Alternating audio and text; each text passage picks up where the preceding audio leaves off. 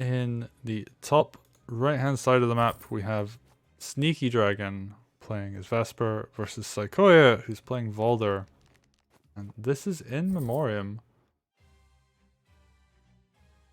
So I'm curious to see how this is going to go. These are two bronze medalists, actually. So last Groove of War, they were duking it out to see who would get third place. And in this case, they are fighting out in losers round of 8. So one of these two is going to go home with the 7th place medal. And the other is going to continue on through the losers bracket.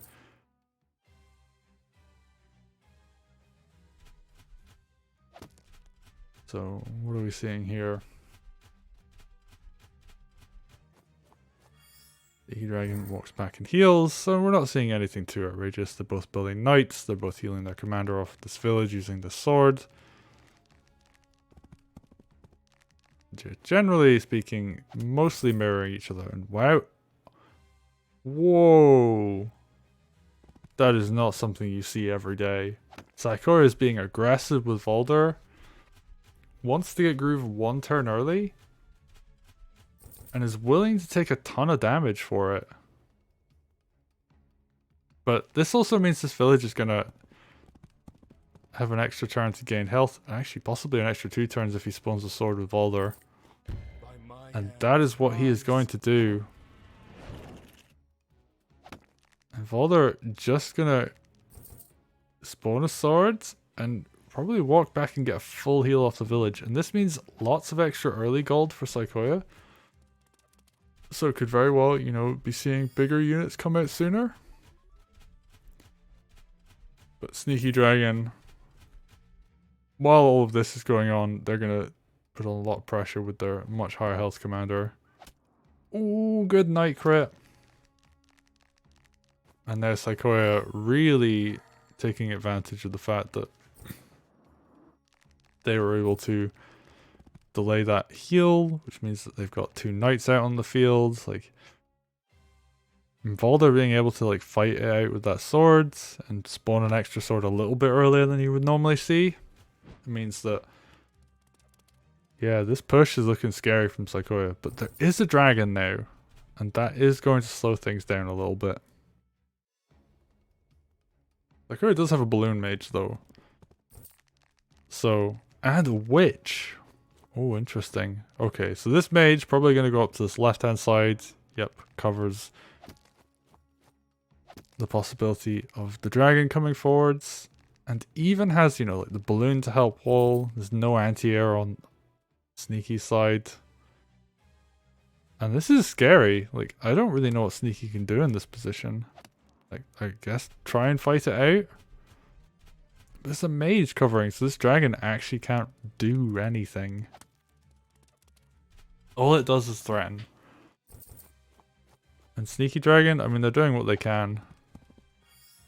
Had to skip a Rack's turn to get a second dragon? Wow, Sneaky just wants to apply a ton of pressure. Saikoya got this low health sword up in the top right hand side, just like not doing much. Just kind of chilling. Oh, wow. I mean, that's a bridge tile. At least 2 are both bridge tiles. The dragons aren't going to be able to get crits on them.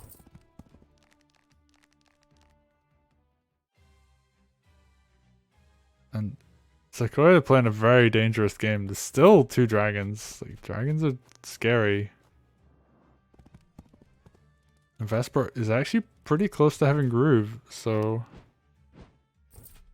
yeah, Sneaky is just going to try and overwhelm. You go close to 2 dragons and you will just die.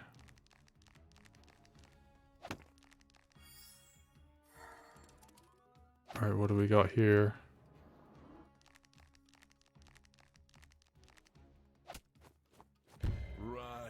Saikoya, yep, we're gonna get another Skelly boy out. And they're actually doing pretty well in this groove timing. Got the first groove a little bit earlier. Follow-up grooves are gonna also come in sooner as a result of that.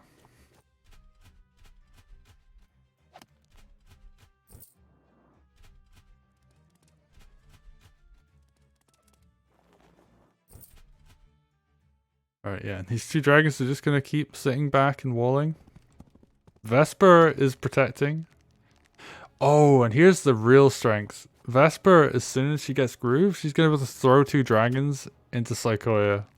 And Saikoya is not going to be able to do anything about it.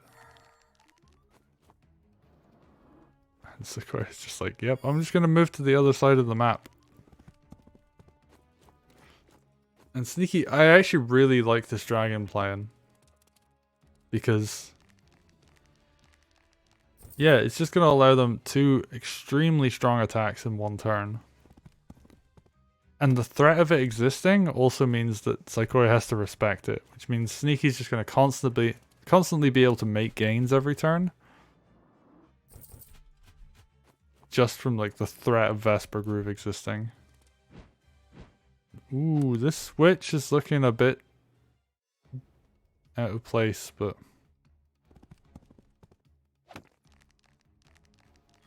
could take a big amount of damage, but wouldn't die, so I don't know. Saikoya probably not wise to go for that. Just gonna likely position their witch somewhere safely. Yeah, they just have to keep backing up because one of these turns, both dragons are gonna be able to just dive in and hit. And Saikoya is not going to have an answer for that. More witch buys come out. And if you're up against Vesper, you gotta have witches to hex because it's the only damage you're going to be able to do through that smoke clouds. Alright, and what's Sneaky going to do? Just keep pushing? There's a nice open village on this left hand side. But nope, they're not going to go for it. Alright, Saikoya just going to pick off units where they can. Archers coming in. Doing some good work. And oh! Losing that mage is a big deal.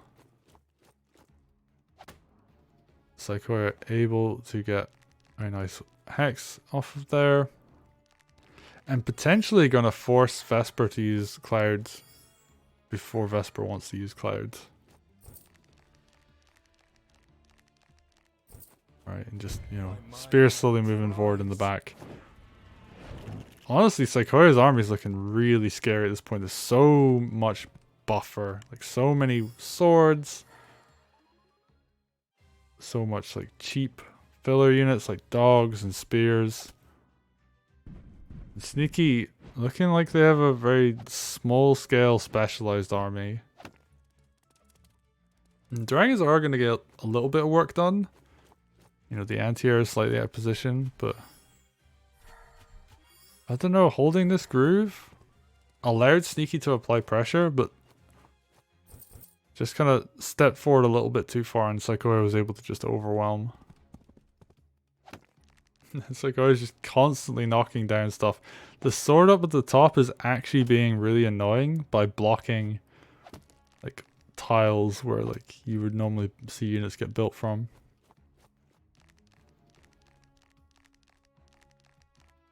Yeah, the slow chain of spears is coming forwards. And Saikoya looking really strong. 37 minutes left on the clock at turn 13. So they're both playing real fast. And oh, that's a hit on the dragon. That's not what you want to see. If you're a sneaky dragon, you're taking a lot from that. It's a big gold loss. But, you know, small gains. Hitting that knight in return is quite nice. And actually the dragon coming in to finish off that sword is also pretty good.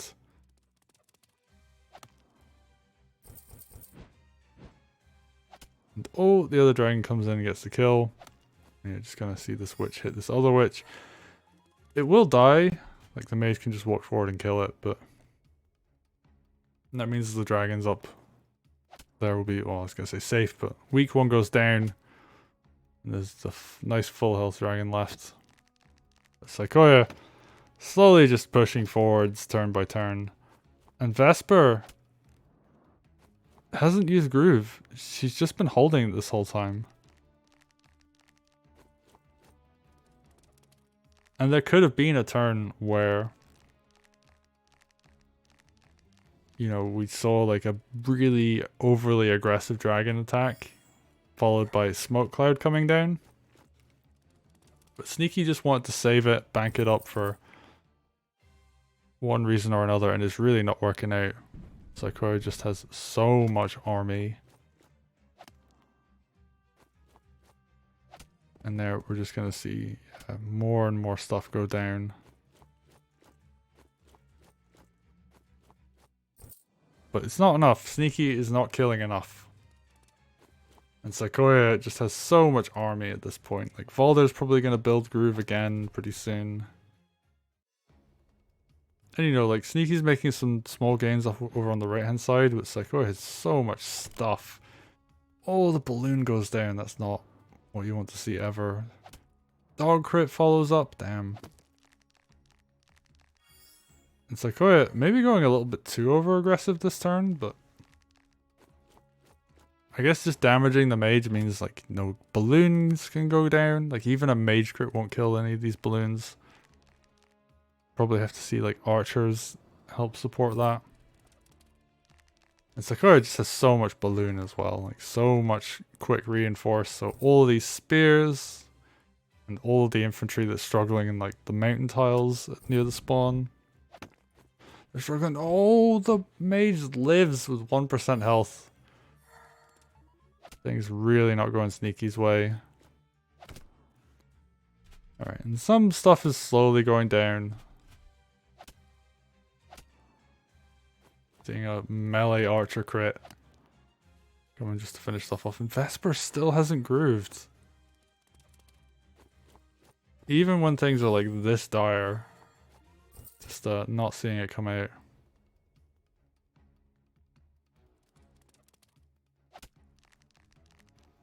Saikoya just gonna keep pushing forwards.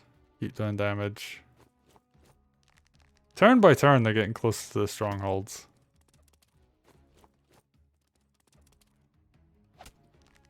And I think Sneaky just wants an opportunity to use Vesper Groove. And Saikoya is just not giving it. Like there could potentially be some options to have grooved, but the amount of damage that would have been done is just not enough. Or at least Sneaky thinks it's not enough.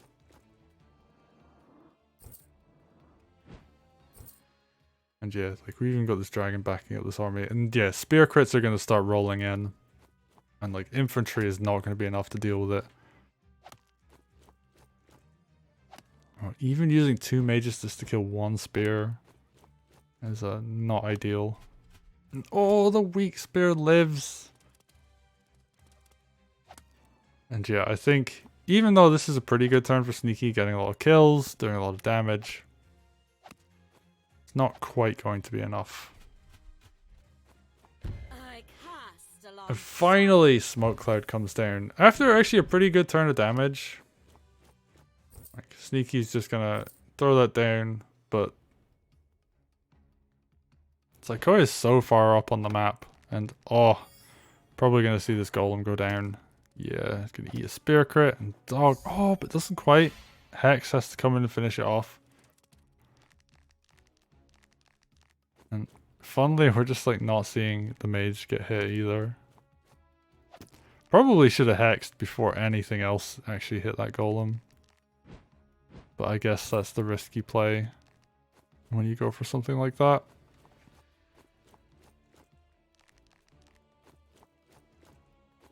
Alright, so go just gonna back up a little bit. The smoke cloud is but Sneaky a little bit of breathing room. And Valder looking a little bit out of position here. But yeah, there's 2 archers and a mage to cover the bottom side, so the dragon isn't gonna be too big as a threat.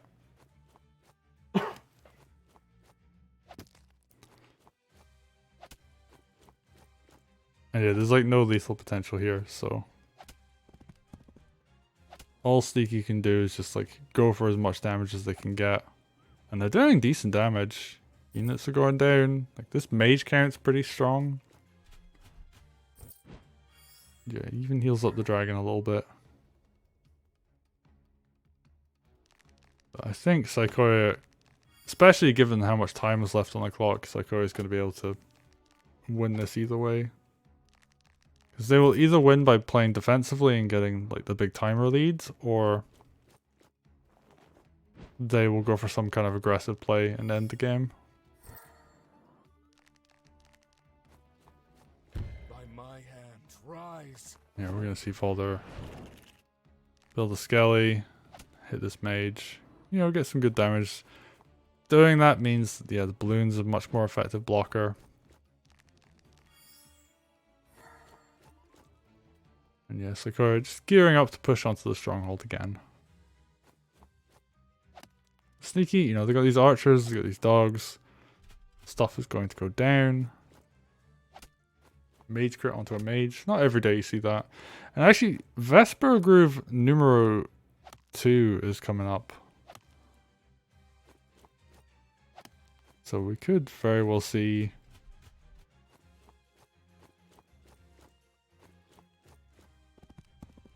you know, a second Vesper Groove come out, like an attempt on the lethal. But Saikoya still has the economy advantage, still has the army advantage. And they're able to put a ton of pressure on the stronghold. And are we going to see a lethal attempt? I think we are. Sword Suicide comes in, Hex comes in, good timing on the Hex. Probably should have done that before the sword went in, but I think this is lethal, yep. And Saikoya, after a really long grindy game, takes it over SneakyDragon.